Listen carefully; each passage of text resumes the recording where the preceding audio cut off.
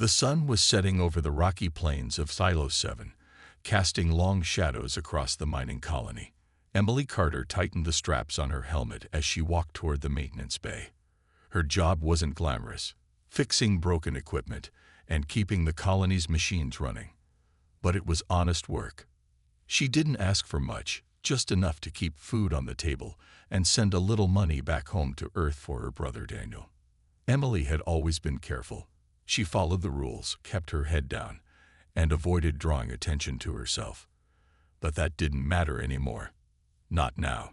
2 Imperial soldiers stood waiting for her at the entrance to the bay, their armor gleaming under the harsh artificial lights. Their leader, Commander Ryan Holt, stepped forward, his cold eyes scanning her like she was nothing more than a piece of scrap metal.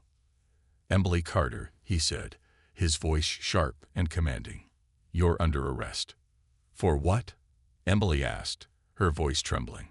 She glanced around, hoping someone would step in, but the other workers looked away, too afraid to meet her gaze. "Sabotage," Holt replied. "You tampered with an Imperial transport vessel last week. It crashed, and 3 crew members died."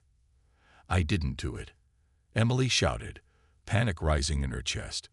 "I swear, I didn't touch any transport ships. You have to believe me." Holt smirked, clearly uninterested in her protests. "Save it for the tribunal. You'll get your chance to explain yourself there." He nodded to the soldiers, who grabbed Emily by the arms and dragged her toward a waiting shuttle. She struggled, shouting for help, but no one came to her aid. Back on Earth, Daniel Carter sat alone in his small apartment in New Chicago.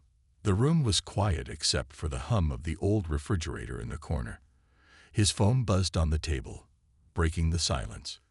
He picked it up and saw a message from an unknown number. It was short and to the point. "Check the news." Confused, Daniel turned on the television. A reporter appeared on the screen, standing in front of a grainy image of Emily. "Local engineer Emily Carter has been arrested on charges of sabotage against the Galactic Empire," the reporter said. "Sources confirm she will face trial on Silo 7 within the week." Daniel's heart sank. He stared at the screen, his mind racing. Sabotage. That didn't make sense. Emily wasn't capable of something like that. She hated conflict, always choosing peace over confrontation. Something was wrong, terribly wrong. The next few days passed in a blur. Daniel tried contacting the Empire's offices, pleading for more information, but no one would listen. Then, just as suddenly as the news broke, another update came. Emily's trial had been rushed through, and she was found guilty. The sentence was immediate: execution. Daniel collapsed onto the couch, clutching the remote so tightly his knuckles turned white. He felt numb, like the world had been ripped out from under him. How could this happen? Why hadn't anyone listened to her side of the story? Later that night, Daniel received another message. This time, it contained a file, an encrypted document labeled Evidence. He opened it, though he didn't know how to decipher the contents. All he could see were numbers, codes, and fragments of text mentioning something called Project Eclipse. Whatever it was, it seemed important. Daniel knew he had to act. If the Empire thought they could take Emily away without consequences, they were wrong. He didn't care about the risks. He didn't care about anything except making sure Emily's death wasn't in vain. As he stared at the glowing screen, a fire ignited inside him, a determination to uncover the truth and bring justice to those responsible. Little did Daniel know, this was only the beginning. Daniel spent the next few days in a haze of anger and confusion. He barely slept, his mind racing with questions about Emily's arrest and execution. The encrypted file on his computer taunted him, its secrets locked away behind layers of code he didn't understand. But one thing was clear: the Empire had taken everything from him, and he wasn't going to let it end there. He needed help, but who could he trust? Most people in New Chicago were too afraid to speak out against the Galactic Empire. Even mentioning the word resistance could get you arrested. Still, Daniel knew someone who might be willing to listen. Jennifer Blake, An old friend from school. Jennifer had always been good with computers, and she'd once told him she worked as a freelance hacker. If anyone could crack the encryption, it was her. Daniel found Jennifer at a small cafe on the edge of the city. She was sitting by the window, typing furiously on her laptop. Her curly brown hair was tied back in a messy bun, and she looked up with surprise when she saw him approach. "Daniel," she said, closing her laptop quickly. "What are you doing here?" "I need your help," Daniel replied, sliding into the seat across from her. "It's about Emily." Jennifer frowned. "I heard about what happened. I'm so sorry, Daniel. That's awful." "She didn't do it," Daniel said firmly. "Someone set her up. I have this file. It's encrypted, but I think it proves she was innocent. Can you help me open it?" Jennifer hesitated, glancing around the cafe nervously. "You know how dangerous this could be, right? If the Empire finds out we're poking around." "They already killed her," Daniel interrupted, his voice cracking. "What else can they take from me?" Jennifer sighed, running a hand through her hair. "Okay," she said finally. "Let me see what I can do." Over the next week, Jennifer worked tirelessly to decrypt the file. Daniel stayed by her side, watching as lines of code scrolled across the screen. Finally, one night, she let out a triumphant laugh. "Got it," she exclaimed, leaning back in her chair. The file contained dozens of documents, photos, and recordings. As Daniel and Jennifer sifted through them, a chilling picture began to emerge. Emily hadn't just been working as a mechanic. She'd been secretly gathering evidence of corruption within the Empire. The files detailed illegal mining operations, forced labor camps, and something called Project Eclipse, a mysterious initiative that seemed to involve advanced weapons technology. "This is huge," Jennifer whispered, her eyes wide. "If we expose this, it could bring down the entire Empire." "But how?" Daniel asked. "We're just two people. No one will believe us." "We'll need more help," Jennifer admitted. "People who know how to fight back." Through Jennifer's contacts, they managed to track down Marcus Lane, a former Imperial pilot turned rebel leader. Marcus was skeptical at first, but when he saw the files, his expression hardened. "This is worse than I thought," he muttered. "Eclipse isn't just a weapon. It's a system designed to control entire planets." Marcus agreed to join their cause, bringing with him Ava Miller, a scientist who had fled the Empire after refusing to work on Eclipse. Together, the four of them formed a small resistance group, united by a shared goal: to uncover the truth and hold the Empire accountable for Emily's death. But the Empire wasn't going to make it easy. As they dug deeper, they realized they were being watched. Strange messages appeared on their devices, warning them to stop. Shadows moved in the corners of their vision. Someone, or something, was following them. Despite the danger, Daniel refused to give up. Every piece of evidence they uncovered brought them closer to exposing the Empire's crimes. And every step forward reminded him why he was fighting: to honor Emily's memory and ensure no one else suffered the same fate. Little did they know, their actions were about to spark something much bigger than any of them could have imagined. The resistance group met in a dimly lit basement beneath an old warehouse. The air was damp, and the faint hum of machinery echoed through the space. Daniel, Jennifer, Marcus, and Ava sat around a makeshift table covered with papers, maps, and laptops. The room was quiet except for the occasional click of keys as Jennifer worked on decrypting more files. "We need to move quickly," Marcus said, his voice low but firm. "If the Empire knows we're onto them, they'll come after us." Ava nodded, her brow furrowed as she studied one of the documents. "From what I've seen so far, Eclipse isn't just a weapon. It's a network of drones controlled by artificial intelligence. Once activated, it can wipe out entire cities without any human input." "That's insane," Jennifer muttered, shaking her head. "Why would they build something like that?" "To keep people in line," Marcus replied bitterly. "Fear is the Empire's favorite tool. If they can threaten to destroy a planet, no one will dare oppose them." Daniel clenched his fists under the table, anger bubbling inside him. Then we have to stop it before it's too late. Ava looked up at him, her expression serious. Stopping it won't be easy. The main control hub for Eclipse is on Mars, heavily guarded by Imperial forces. Even if we manage to get there, we'd need someone who understands the technology well enough to disable it. I can do it, Ava said after a moment. But I'll need time to study the system and figure out its weaknesses. Marcus leaned back in his chair, crossing his arms. Time is something we don't have. The Empire's moving fast. We've already noticed increased activity around their supply lines. They're shipping components to Mars nonstop. Jennifer frowned, tapping a finger against her laptop. What if we hit one of those shipments? Disrupt their operations and buy ourselves some time. It's risky, Marcus warned. Attacking an Imperial convoy could bring the full force of their military down on us. It's also our best shot, Daniel said, his voice steady despite the fear gnawing at him. We can't sit here and wait for them to finish building this thing. If we strike now, maybe we can slow them down. After hours of discussion, the group agreed on a plan.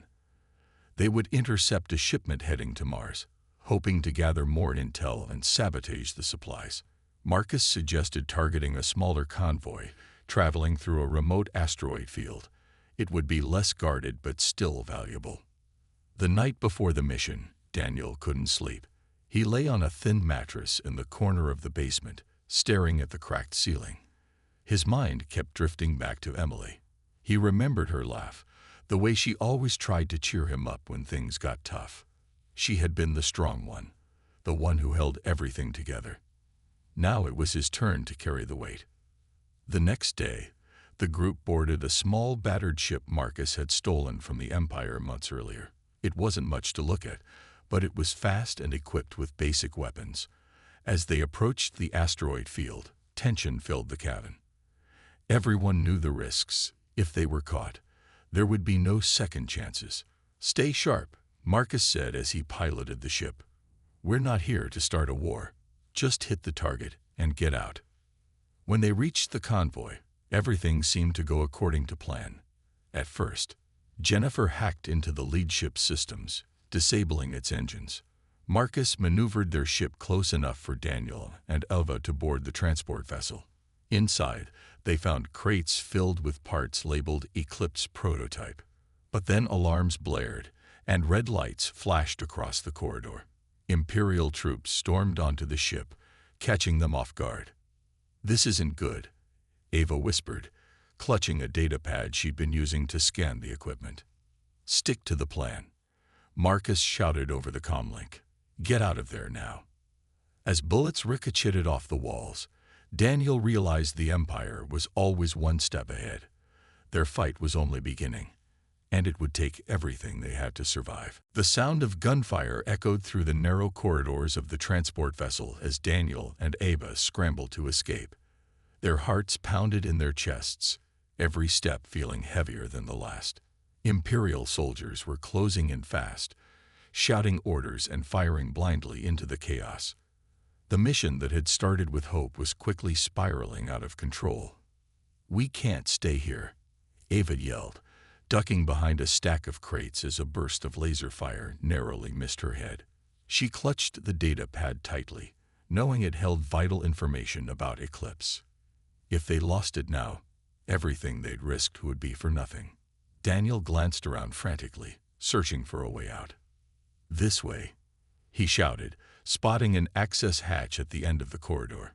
He grabbed Ava's arm and pulled her toward it, dodging another round of shots. Behind them, Marcus tried his best to cover their retreat.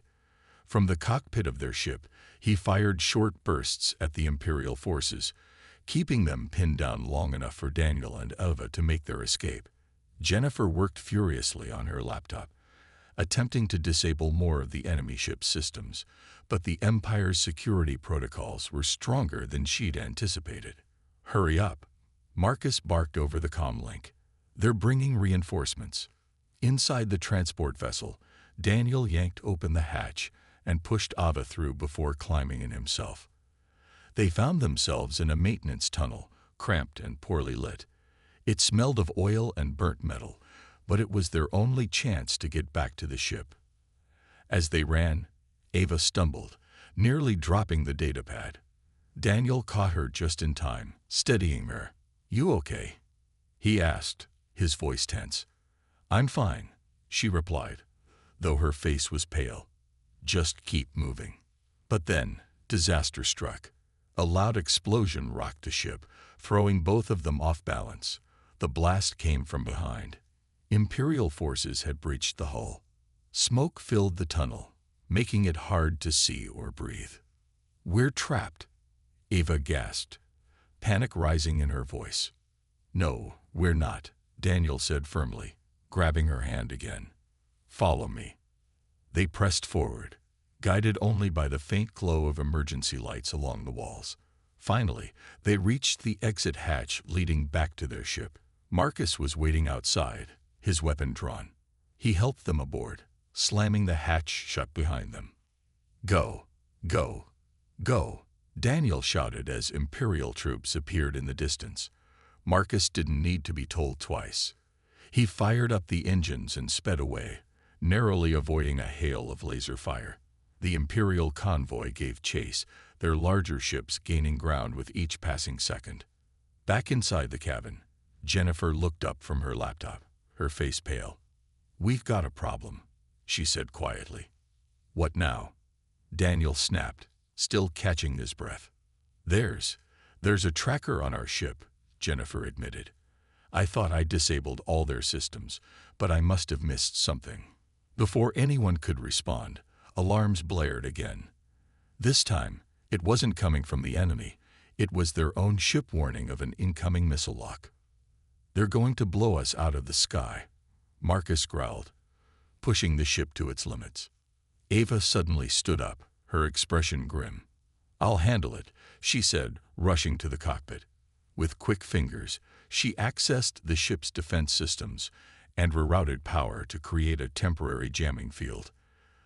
The missiles veered off course, exploding harmlessly in the distance. For a moment, everyone breathed a sigh of relief. But the victory was short-lived. As they prepared to jump to hyperspace, Jennifer received a message. A transmission meant for the Empire. It contained coordinates. Earth. "They know where we are," Jennifer whispered, looking at Daniel. "They're coming for Earth next." Daniel felt a cold weight settle in his stomach. The Empire wasn't just after them anymore. They were targeting humanity itself. And worse, someone on their team had leaked their location. His eyes darted to Jennifer, who avoided his gaze. "You told them," Daniel said, his voice low and accusing. Jennifer hesitated, tears welling in her eyes. "I didn't have a choice. They threatened my family." The room fell silent, the betrayal hanging heavy in the air. Marcus clenched his fists, while Ava stared at Jennifer in disbelief.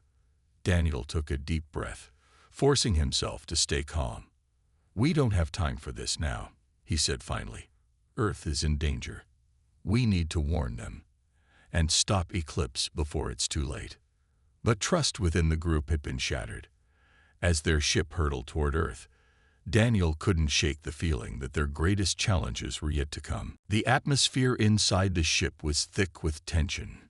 Jennifer sat in the corner of the cabin, her arms wrapped tightly around herself. She avoided eye contact with the others, guilt written all over her face. Daniel paced back and forth, his mind racing. He wanted to be angry at Jennifer, but he couldn't ignore the fear in her voice when she spoke about her family. The Empire had twisted her into doing something she never would have chosen on her own. "We need to focus," Marcus said finally, breaking the silence. His tone was firm but not unkind. "Earth is our priority now. If we don't stop Eclipse, it won't matter who betrayed us." Ava nodded, her expression grim. "He's right. We can deal with this later. Right now, we have to warn Earth and figure out how to destroy Eclipse for good." Daniel stopped pacing and looked at the group. "We'll head to New Chicago first. I know someone there who might help us. General Samuel Hayes. He used to serve in the military before retiring." If anyone can rally Earth's defenses, it's him. Marcus raised an eyebrow. You think he'll listen to us? We're just a bunch of rebels with no real power. He will, Daniel replied firmly. If we show him the evidence, he'll understand what's at stake. The journey to Earth felt longer than ever. Each passing hour weighed heavily on the group, especially Jennifer, who remained silent and withdrawn. Daniel kept glancing at her, torn between anger and pity. He knew they couldn't afford to let emotions get in the way, not when so much depended on their mission. When they arrived in Earth's orbit, the sight that greeted them was chilling. Imperial ships were already gathering near the planet, their massive forms casting ominous shadows against the blue and green surface below. It was clear the Empire wasn't wasting any time. We need to land quickly, Marcus said, steering the ship toward a remote area outside New Chicago. If they spot us, we're done. Once on the ground, the group moved cautiously through the streets, avoiding patrols and surveillance drones. They reached General Hayes' home just as the sun began to set. The house was modest, surrounded by a small garden that looked like it hadn't been tended to in months. Daniel knocked on the door, his heart pounding. After a moment, it creaked open, revealing an older man with graying hair and sharp eyes. General Hayes studied them carefully, his gaze lingering on Daniel. "Daniel Carter?" he asked, his voice gruff but curious. "What are you doing here?" "It's Emily," Daniel said, stepping forward. She's gone. But she uncovered something big, something that could destroy Earth if we don't stop it. Hayes frowned, opening the door wider. "Come inside." They gathered in the living room, where Daniel explained everything. The arrest, the execution, the files on Eclipse, and the Empire's plans. As he spoke, Hayes listened intently, his expression growing darker with each word. "This changes everything," Hayes said finally, leaning back in his chair. "If what you're saying is true, we're facing an invasion unlike anything we've seen before." "We need your help," Daniel pleaded. "You still have connections. You can organize Earth's forces." Hayes hesitated, rubbing his temples. "It won't be easy. Most nations are too divided to act together. But if we present them with proof." He glanced at Ava. "Can you replicate some of this data in a way that's easy to understand?" "I can try," Ava replied. "But it'll take time." "Then we better get started," Hayes said, standing up. "In the meantime, I'll reach out to my contacts. We'll need every ally we can find." As the group worked through the night, tensions remained high. Jennifer stayed quiet, helping where she could but keeping her distance. Daniel noticed the strain on everyone's faces, including his own. They were running out of time, and the Empire was closing in. By morning, Hayes had assembled a small team of trusted advisors. Together, they reviewed Ava's presentation, which detailed the full scope of Eclipse's capabilities. When it was over, the room fell silent. "This is worse than I imagined," one advisor muttered, shaking his head. Hayes stood up, his voice steady and commanding. "Then we fight. For Emily, for Earth, and for every life the Empire has stolen." Daniel felt a spark of hope for the first time in days. They weren't alone anymore. Earth was ready to stand against the Empire, but the hardest battles were still ahead. The resistance group, now joined by General Hayes and his advisors, worked tirelessly to prepare for the fight ahead. The Empire's forces were growing stronger with each passing day, their ships circling Earth like vultures. Everyone knew time was running out. Ava spent hours analyzing the data she had gathered from the Imperial transport vessel. Her hands moved quickly across her laptop, her face lit by the glow of the screen. Finally, she called Daniel and the others into the makeshift command center they had set up in Hayes' basement. "I think I've found a way to disable Eclipse," Ava said, her voice steady but tinged with urgency. "It's a virus, a program that can infiltrate the AI controlling the drones and shut them down permanently." "That's great news," Marcus replied, leaning forward. "But how do we get it into their system?" The main control hub is still on Mars, Ava explained. That's where the core of Eclipse is located. If we can upload the virus there, it'll spread through the entire network. Hayes frowned, crossing his arms. Getting to Mars won't be easy. The Empire has fortified that base beyond anything we've seen before. We don't have a choice, Daniel said firmly. If we don't do this, Earth doesn't stand a chance. General Hayes nodded slowly. We'll need a distraction, something big enough to draw their attention away from the base, while your team infiltrates it. Jennifer spoke up for the first time in days, her voice quiet but determined. I can help with that. I know their systems better than anyone. I can create a fake signal to make them think we're attacking one of their supply lines near Jupiter. Daniel hesitated, glancing at Jennifer. Part of him still didn't trust her after her betrayal, but he couldn't deny she had skills they needed. Fine, he said finally. Do it. The plan was risky, but they had no other options. Hayes coordinated with Earth's newly united military forces to launch a series of decoy attacks, keeping the Empire's fleet occupied. Meanwhile, Daniel, Ava, and Marcus prepared for their mission to Mars. As they suited up in the pre-dawn hours, the weight of what they were about to do hung heavily over them. None of them spoke much, each lost in their own thoughts. Before boarding the ship, Ava pulled Daniel aside. There's something you need to know, she said, her voice barely above a whisper. Uploading the virus. It's not as simple as pressing a button. Someone has to stay behind to ensure it's fully integrated into their system, and that someone might not make it out alive. Daniel stared at her, his heart sinking. You mean?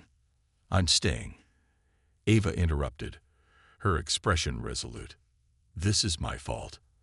I worked on Eclipse. I helped build it. If anyone should pay the price, it's me. No, Daniel said sharply. There has to be another way. There isn't, Ava replied softly. Trust me, Daniel. This is the only way to stop them. Before he could argue further, Marcus called out from the ship. We need to go. Now. Reluctantly, Daniel followed Ava onto the ship, his mind racing. He wanted to tell her she didn't have to do this, but deep down, he knew she was right. They couldn't afford to fail. The journey to Mars was tense and silent. When they arrived, the base loomed ahead of them, its dark, jagged towers cutting into the red sky. Using Jennifer's fake signal, they slipped past the outer defenses undetected.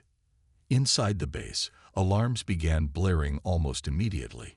Imperial soldiers swarmed the corridors, forcing the group to fight their way toward the control room. Marcus took point, his weapon steady as he covered their advance. Daniel stayed close to Ava, shielding her as best he could. Finally, they reached the core chamber. Ava rushed to the main console, her fingers flying over the keys as she uploaded the virus. It's working, she shouted over the noise of gunfire outside. But it needs 5 minutes to integrate completely. I'll hold them off, Marcus said, stepping back toward the door. You two focus on getting this done. Daniel hesitated, torn between helping Marcus and staying with Ava. But Ava grabbed his arm, pulling him closer. Go with him, she said firmly. I'll finish this. Just promise me you'll get out alive. Tears welled in Daniel's eyes, but he nodded. I promise. With a final glance at Ava, he and Marcus retreated into the hallway, fighting desperately to keep the soldiers at bay. Behind them, Ava worked feverishly, her hands trembling as the countdown ticked away. When the virus finally activated, the lights flickered and the hum of machinery died down. A message flashed on the screen. Eclipse terminated. Ava smiled faintly, knowing her job was done. As the walls shook around her, she whispered a quiet goodbye. To Emily, to Daniel, and to the world she hoped would finally be free. The explosion rocked the base, sending shockwaves through the corridors. Daniel and Marcus were thrown to the ground, debris raining down around them. For a moment, everything went silent except for the ringing in their ears. Then the alarm stopped, and the red emergency lights flickered out, plunging the hallway into darkness. Ava, Daniel whispered, his voice cracking. He tried to stand, but Marcus grabbed his arm, pulling him back. There's no time, Marcus said urgently. We have to go. Now. Daniel hesitated, his heart heavy with grief, but he knew Marcus was right. Ava had given her life to stop Eclipse, and they couldn't let her sacrifice be in vain. With gritted teeth, he nodded and followed Marcus as they made their way toward the ship. Behind them, parts of the base began collapsing, the destruction spreading rapidly. The virus had done its job.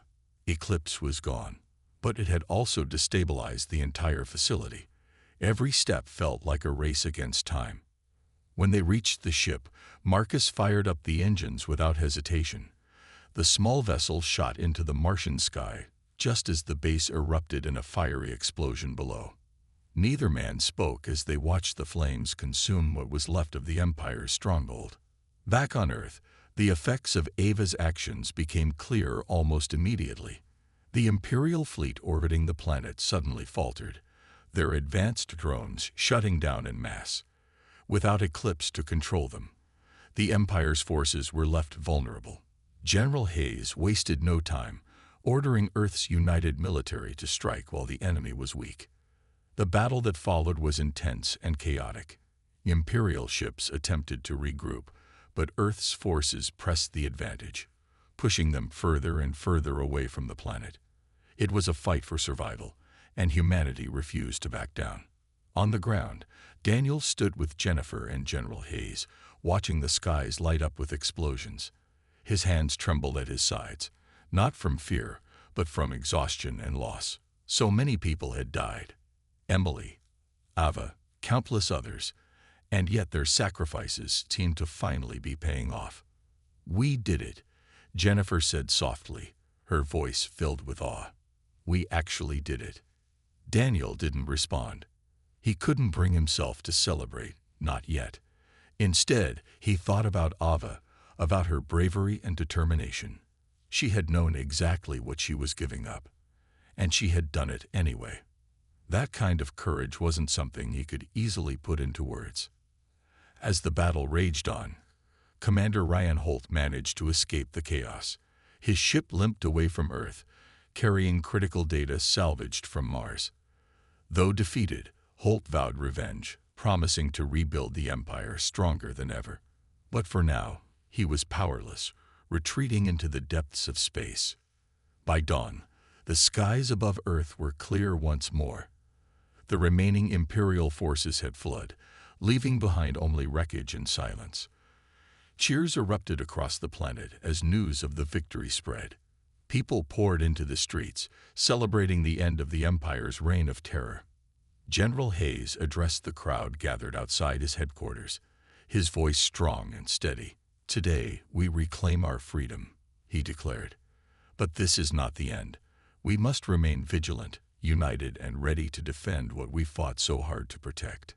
Daniel stood among the crowd, listening quietly. He felt a hand on his shoulder and turned to see Jennifer standing beside him.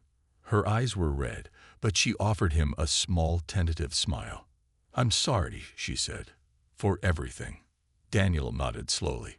We'll get through this, he replied. Together. As the sun rose over New Chicago, Daniel allowed himself a moment of peace. They had won, for now. But the scars of war ran deep, and he knew the road ahead wouldn't be easy. Still, he held on to hope. Hope for a better future, one where no one else would suffer the way Emily and Ava had. And as long as there were people willing to fight for that future, Earth would never fall again. Weeks passed after the battle, and Earth began to heal.